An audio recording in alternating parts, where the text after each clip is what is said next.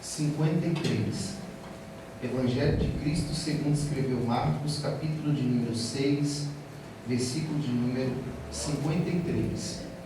Eu quero muito ser grato ao Senhor por essa oportunidade de poder conhecer cada um de vocês e servir essa casa, servir vocês com uma palavra de Deus. É uma honra para mim. Por isso que eu sou muito grato a Deus pela vida do evangelista Alex, sua esposa. Obrigado por ter lembrado da gente. Ele já fez menção disso. Nós somos amigos e, além disso, eu procuro sempre agradecer todo o canal de bênção que o Senhor me entrega de presente, porque se não fosse a bênção do Senhor e quem Ele coloca na nossa vida, só o Senhor sabe se e quando eu ia conhecer essa igreja, né? Então Deus abençoe muito esse casal, que o Senhor possa continuar abençoando muito a vida de vocês. Vida do pastor, obrigado pela recepção. E eu comentei com o Alex ali, eu me senti em casa. Que igreja abençoada. Eu percebi que os irmãos vieram para adorar a Deus. É um culto de missões. Você pode transmitir uma informação para no mínimo 3 irmãos aí, só que você vai fazer diferente. Se você não conhece esse irmão pelo nome, você vai descobrir agora 3 nomes aí, rapidinho. Descubra 3 nomes. Aí você vai chamar esse irmão pelo nome e vai dizer para ele: está preparado para se tornar um missionário? Isso. Chama ele pelo nome e pergunta para ele: está preparado para se tornar um missionário? Vai lá. Eu vou nesse nome da nossa cabeça e está preparado? Jefferson, está preparado para se tornar um missionário? Vai até 3. Isso. Glória a Deus. Eu trago uma mensagem específica para esse culto. Eu entendo muito bem que é um culto de domingo, onde a gente quer celebrar a Deus, mas a gente não pode fugir desse assunto tão importante, tá bom? Eu quero pregar sobre um tema: 3 coisas que todo missionário deve saber. Amém? Amém. Eu quero repetir essa frase de 1 a 3. E eu gostaria que você repetisse: 3 coisas que um missionário deve saber. Amém? 1, 2, 3. Vai lá. 3 coisas que um missionário deve saber. Amém? Esse é o tema da mensagem. Aí as 3 coisas ao longo da mensagem eu vou falando para vocês. Versículo de número 53, capítulo 6, está escrito: e quando já estavam do outro lado, dirigiu-se à terra de Genezaré, e ali atracaram. Versículo 54. E saindo eles do barco, logo os reconheceram. Versículo 55. E percorreram toda a terra em redor, e começaram a trazer em leitos onde quer que sabiam que ele estava, e os que se achavam enfermos, e onde quer que entrava. Versículo 56. Ou em cidade, ou em aldeia, ou em um campo, apresentava muitos enfermos, nas praças também, e rogavam-lhe que os deixassem tocar ao menos a orla de sua veste, e todos os que lhe tocavam eram curados. Amém? Amém. Pode se sentar em nome de Jesus. Aleluia. Preste muita atenção. Eu preciso explicar algo para vocês aqui. Esse contexto aqui, na verdade, não é um contexto que a igreja, não só os irmãos aqui, mas em todo o nosso território brasileiro, a igreja sempre ouviu esses pontos ou esse grande cenário. Eu tenho uma pergunta para você, não se sinta acanhado em me responder. Quem aqui já ouviu uma mensagem a respeito de Jesus dar ordem aos discípulos para atravessarem até o outro lado? Levante as mãos. Muitas pessoas, eu fico feliz por isso. A ideia que a gente precisa entender dentro desse contexto aqui é que Jesus, ele veio diante da face da terra com um propósito divino entregue pelo Pai em amor à igreja. De fato, ele se entregou por amor, a um propósito de cruz. Só que esse contexto aqui, ele fala muito a respeito de duas pessoas. Pergunte quais? Primeira, Jesus. Segundo, os discípulos. Esse contexto aqui, na verdade, é uma grande ordem também de Cristo. Estar em um ambiente e decidir ir a outro ambiente. É por isso que esse contexto aqui, dentro do capítulo de número 6, ele se inicia no versículo de número 45. Irmão Wesley, por que você não leu então o 45? Eu li esse texto e explico ele de trás para frente exatamente pelo propósito que Cristo estava entregue a alcançar do outro lado. Por exemplo, Jesus não tomava nenhuma decisão à toa. Jesus não ia para nenhum território à toa. Todos os ambientes em que Jesus, olhe para mim, isso aqui é muito importante. Todos os ambientes que Jesus resolvia pisar a planta dos pés, tinha-se um grande propósito. É por isso que o versículo de número 56, ele nos traz a direção de ambientes que Jesus pisou, esteve. Por exemplo, uma praça. Repita isso: praça. Praça. Exemplo, aldeia. Aldeia. Outra coisa, um lar. Lar. Uma igreja. Igreja. A questão é que esses ambientes, Jesus nunca se opôs, pastor, a estar nesse ambiente. Isso aqui, de coração, eu fico muito comovido, espiritualmente falando, quando eu leio isso aqui. Aleluia. Por quê? O nosso contexto atual é muito diferente do que Cristo viveu. Eu não estou falando dos discípulos, eu estou falando de Cristo. Wesley, por que você está falando isso? Para mim, uma das coisas mais apaixonantes de saber que Cristo, o Filho de Deus, ele não tinha vaidade em pisar em certos ambientes. Ele não é como homens e também mulheres no século atual. Por exemplo, se você convidar ele para ministrar numa praça, ele não quer ir. Se você fazer um convite para ele adentrar na sua casa para trazer uma mensagem de Deus, ele não aceita. As pessoas têm um certo tipo de vaidade que eles adentram em um ambiente superlotado, é muito fácil. Adentrar em um culto com 3 irmãos se tornou difícil. Ir a um templo luxuoso para pregar a palavra de Deus é muito bom.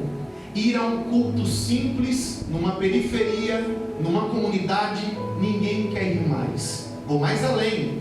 Esse Cristo, para arrancar glória a Deus de alguém, ele entrou em aldeias, ambientes simples.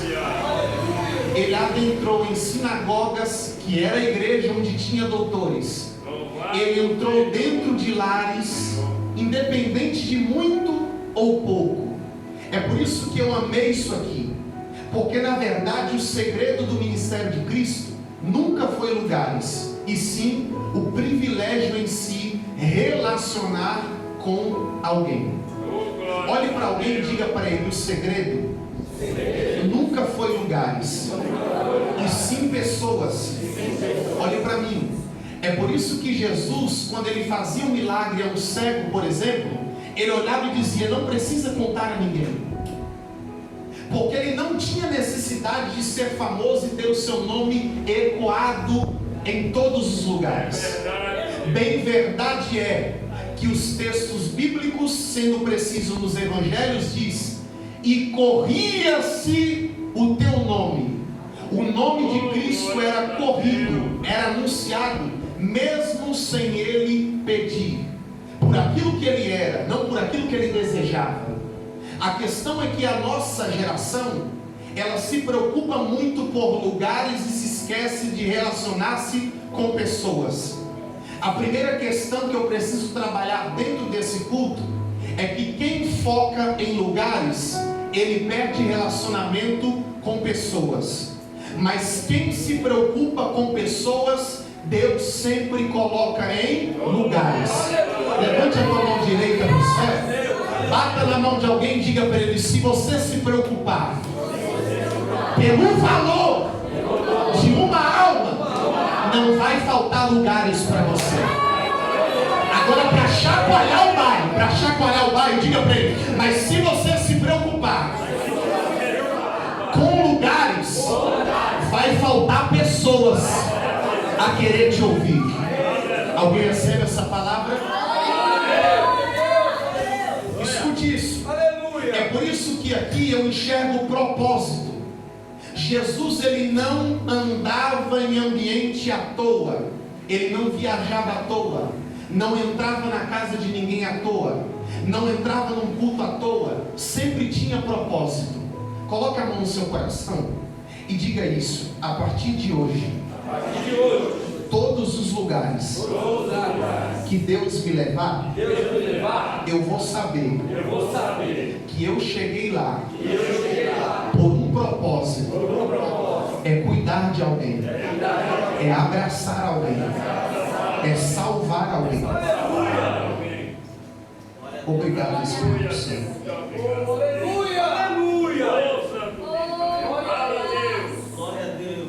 Quando Jesus está olhando para os discípulos e dizendo: eu ordeno a vocês que entrem no barco, atravessem do outro lado. Quem está do outro lado são pessoas que necessitam da sua presença. Ao longo do tempo de ministério de Cristo, o que a gente vai ver? Pergunte o quê? Às vezes alguém correndo atrás de Jesus, e às vezes Jesus correndo atrás de alguém. Às vezes alguém correndo atrás de Jesus, e outras vezes Jesus correndo atrás de alguém. Isso aqui é lindo. Por quê? Quem corria atrás de alguém é porque sempre necessitava de Jesus. Por exemplo, um cego precisava de cura, ele ia atrás de Jesus. Mas todas as vezes que Jesus pediu aos seus discípulos que entrassem em um barco e atravessassem, era Cristo querendo visitar outro público, era Cristo indo atrás de alguém. A primeira coisa que todo missionário deve saber é aprender a tomar decisões. A primeira coisa que todo missionário deve saber é tomar decisões. Uma decisão correta, ela não mudará o passado de um povo e o passado de alguém. Mas uma decisão correta, ela é capaz de mudar o presente e o futuro de uma família e uma geração. Perceba que isso aqui é tão profundo, que o homem que estava localizado no tanque de Betesda, ele passou quanto tempo esperando o milagre? Quanto tempo, evangelista Alex? 38 anos. Ele passou quanto tempo, igreja? 38. A frase que ele disse para Cristo foi: eu passei esse tanto de tempo aqui, porque todas as vezes que eu ia até o tanque, alguém pulava antes de mim. Não se tinha uma mão para me lançar lá. Sabe o que ele estava dizendo? Ninguém tomou uma decisão por mim. É verdade, Deus. Por falta de coragem de uma decisão, alguém perece 38 anos. É verdade. Oh, aleluia. A falta de coragem de uma decisão para ir viajar do outro lado é capaz de alguém que era para ser curado antes, ser curado depois. Posso continuar pregando? Um casamento que era para ser restaurado ainda esse ano, vai ser restaurado só daqui outro ano. Por causa do quê? A falta de uma decisão. É por isso que eu estou pregando para alguém, e eu sinto no Espírito, que tem gente que está saindo hoje da cadeira chamada comodismo. O Espírito está chacoalhando a tua alma e o teu espírito, dizendo para você o seguinte: o que você está esperando? Eu já te dei Bíblia, eu já te dei louvor, eu já derramei unção. O que você está esperando para entrar naquele lar com o meu nome, com a minha palavra, com a minha notícia? Eu já te capacitei. É interessante que eu estou pregando aqui, pastor, e eu estou ouvindo vozes de alguém que está dizendo: Wesley, mas eu não tenho capacidade. A minha oração é: Deus, envia outro. Deus me trouxe aqui para dizer: eu não quero enviar outro, eu quero enviar você. Quanto mais você olha para essa decisão e diz: eu não estou preparado, eu não estou preparada, mais alguém vai perecer por causa de Jesus, não por causa de você.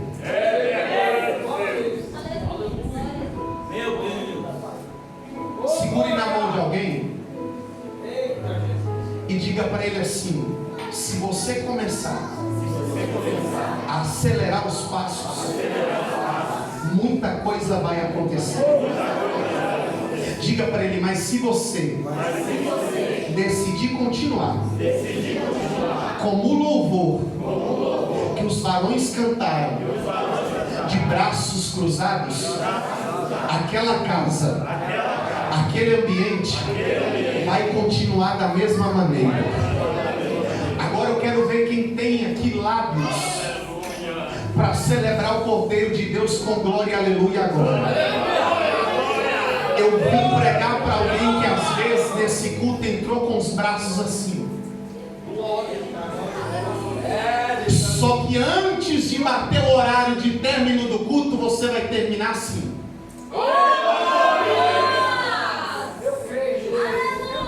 Wesley, por quê? O Espírito está acelerando você.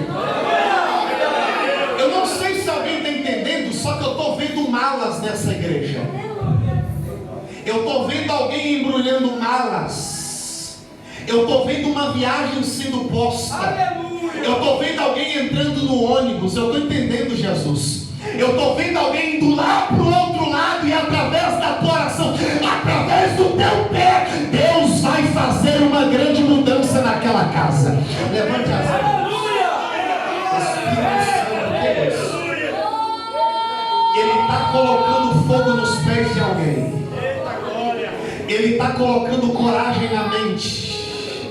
Ele está modificando a tua fala.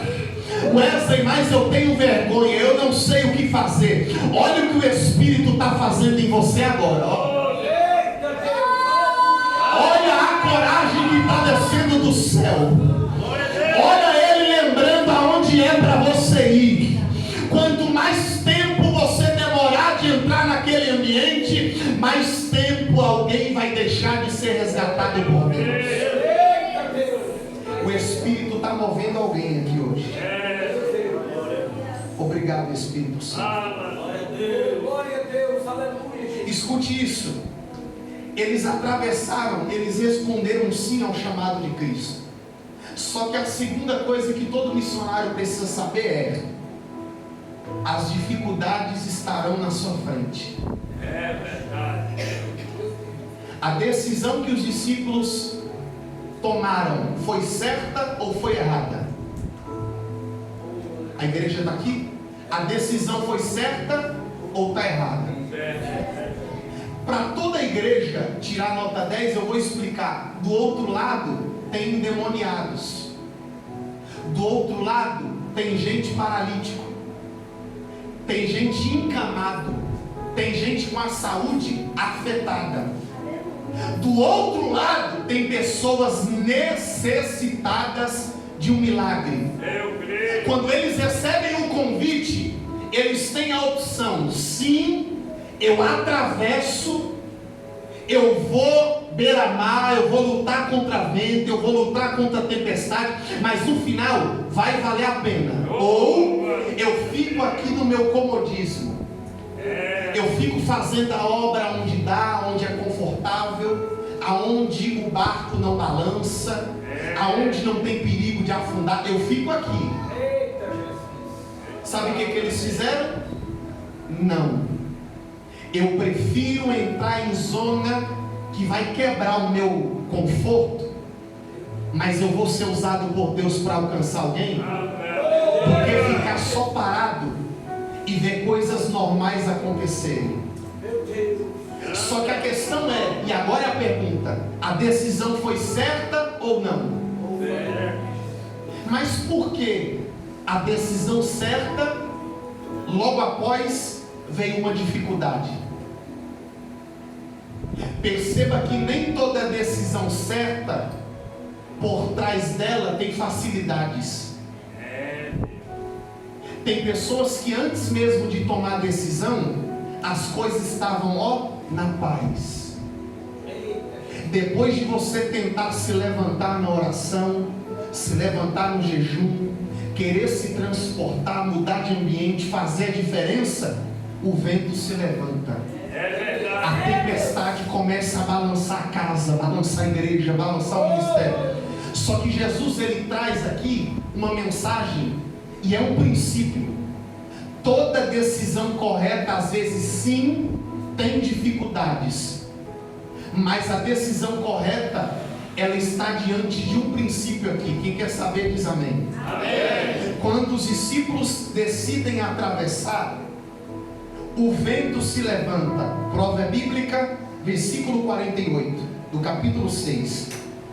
E vendo que se fadigavam a remar, porque o vento lhe era contrário. Repita bem alto. Mas eles tomaram a decisão certa.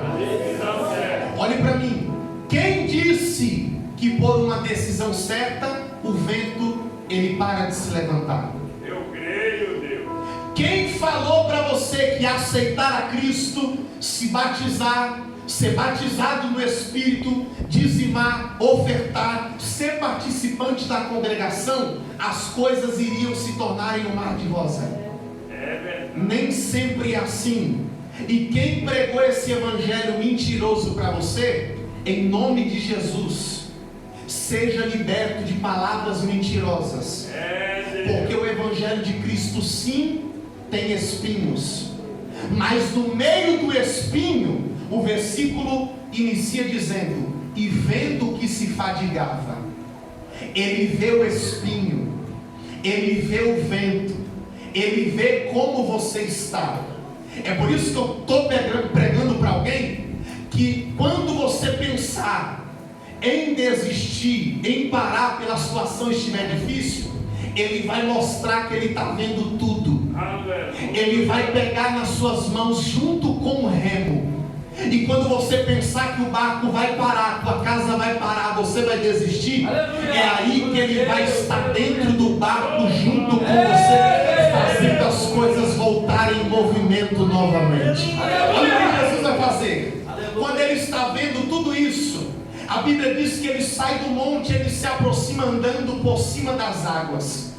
A segunda coisa que o missionário precisa saber, isso aqui mudou meu ministério, porque a única saída que os discípulos tiveram para ele, carnalmente falando, eles estão no meio do mar, sim ou não? A resposta para quem enfrenta uma tempestade no meio do mar é simples. Pergunte qual? Sair dele.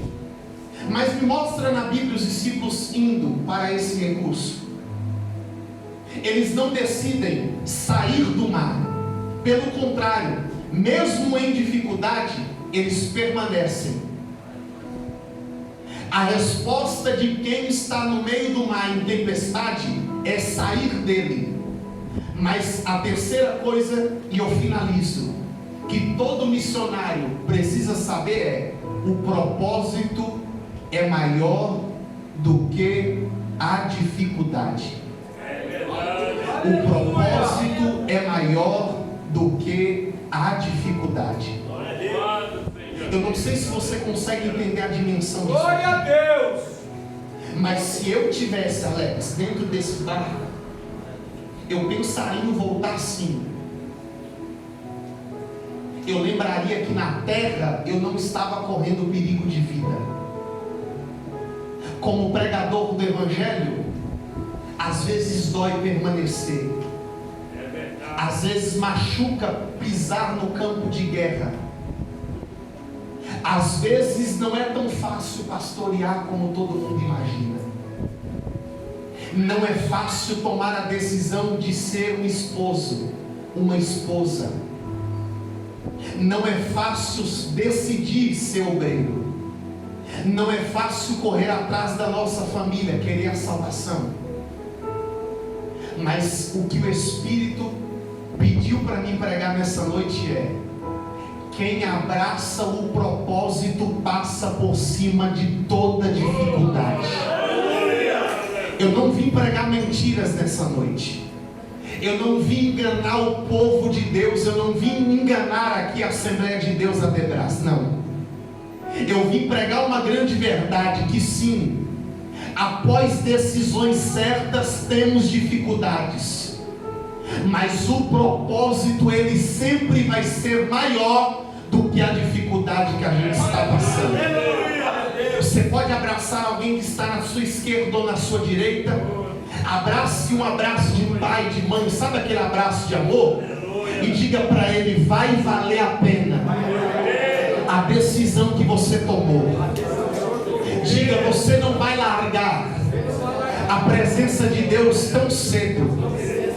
Diga: você só vai largar essa casa aqui quando Ele voltar para nos buscar. Enquanto isso a gente vai continuar remando na fé. Enquanto isso a gente vai continuar evangelizando. Enquanto isso a gente vai estar orando pela nossa bandeira. Enquanto isso a gente vai estar levantando o nosso escudo. Enquanto isso a gente vai estar com a espada na mão. Enquanto isso a gente vai continuar servindo Ele e adorando Ele em espírito e em verdade. Eu vim repreender uma voz maligna nessa noite. Eu quero repreender toda voz maligna que diz que você não tomou a melhor decisão da tua vida. Sai fora, Satanás. A decisão que ele tomou em servir a Deus foi uma decisão que ele não volta para trás. Ele só continua para frente. A decisão de retornar, Deus está quebrando por terra. Ele está te dando força. E a mensagem é essa: o propósito vai valer a pena. O propósito vai valer a pena. Só pode se colocar em pé. Aleluia! Graças a Deus.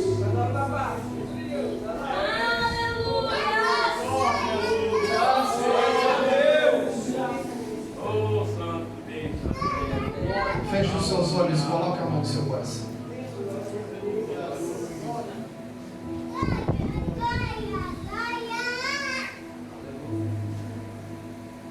Só tu és santo.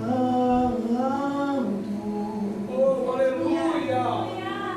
Não há outro como tu. Não há outro como tu. Não há outro como tu. Não há outro como Jesus. Só tu és santo. Doce Espírito, não há ninguém como o Senhor. Os teus filhos já oraram de uma forma tão especial diante do teu altar aqui. Glória a Deus, aleluia! Há uma presença suave dentro dessa congregação. Glória a Deus, Deus! Há um abraço. Há um renovo espiritual. Graças a Deus! Espírito Santo, eu quero que o Senhor converse com alguém agora. Sim, Senhor! Eu quero que o Senhor traga à memória famílias que precisam dele. Aleluia! Eu quero que o Senhor adentre dentro de um coração de um pai, de uma mãe, de um esposo, de uma esposa, de um filho, de uma filha. Aleluia! Porque na verdade nada vale eu ter pregado essa palavra se o Senhor não estabelecer o propósito divino dentro dele. Sim, Senhor! O Senhor é um Cristo que lidou com discípulos, mas hoje o teu dever é lidar com pessoas que estão aqui. Na verdade, na vida nós não atravessamos de barco. Na verdade, hoje, quem sabe, não tem ninguém aqui que vai atravessar ao final do culto de barco. Mas amanhã ele vai ter que voltar para aquela empresa de novo. Amanhã ele vai ter que voltar para aquela família de novo. Amanhã ele vai voltar aos seus afazeres. E na verdade o vento que eu estou pregando aqui é o vento da calúnia, é o vento do pecado. É o vento, Pai, de tudo aquilo que o inimigo coloca diante da nossa vida para fazer a gente pensar em desistir, em parar, para fazer a gente questionar se a decisão em te aceitar, em te confessar, em ser batizado nas águas, em congregar, é verdadeiramente boa e tão real para a nossa vida. Só que nessa noite, Espírito Santo, eu quero lhe convidar. Vem cá, nosso amigo, nos abrace. Eu ainda creio nas Escrituras de como o Senhor via os discípulos remando. O Senhor está vendo essa mãe remando dentro de casa.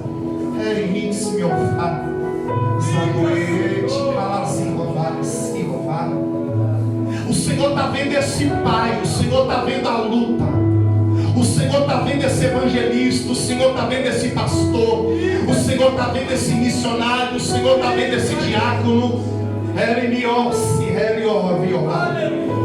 Espírito, eu preciso de uma glória sobrenatural nessa casa. Eu não aceito ir embora sem a testificação espiritual de que o Senhor está modificando o coração de alguém. Visita os jovens dessa casa, visita os homens, visita as mulheres, visita até os irmãos que não conseguiram aqui chegar. Na verdade, houve uma batalha espiritual. Houve, Pai querido, uma batalha espiritual para que não chegassem aqui, mas até aqui nos ajudou o Senhor. É por isso que eu peço ao Senhor, em nome de Jesus, nesse culto de missões, levanta novos missionários na terra. Quem sabe essa chamada, quem sabe esse desejo estava apagado, Pai querido, ou estava apagando dentro da vida de alguém. Mas em nome de Jesus, toda a igreja levante as mãos agora. Coloque, Pai querido, uma unção nova nas mãos. Coloque uma unção nova nos pés. Eu quero profetizar, se ano passado essa igreja não ganhou almas, esse ano vai ser um ano da dupla honra acerca de almas. Eu profetizo que por essas portas, todos os cultos, alguém vai ser visitado. Por essas portas, todos os cultos, não haverá enfermos que vão entrar e sair da mesma forma. Em nome de Jesus, eu profetizo sobre esta casa. Receba dom de cura agora. Receba dom da palavra agora. Receba dons proféticos agora. Receba línguas celestiais agora. Receba a glória da última casa. Ela vai ser maior do que a da primeira.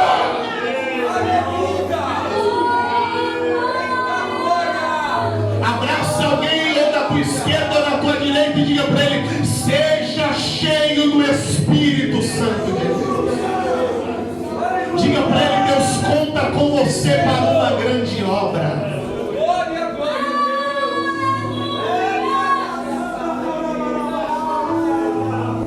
Diga para ele: Deus conta com você para uma grande obra.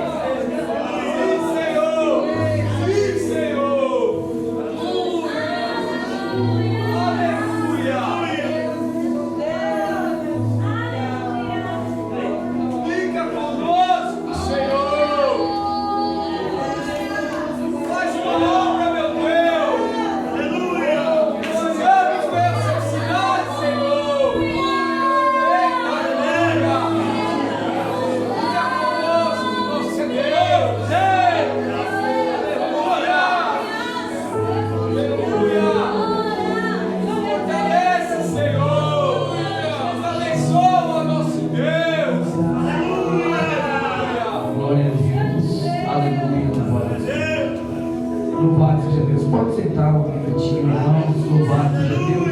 Palavra de Deus maravilhosa. Louvado seja Deus.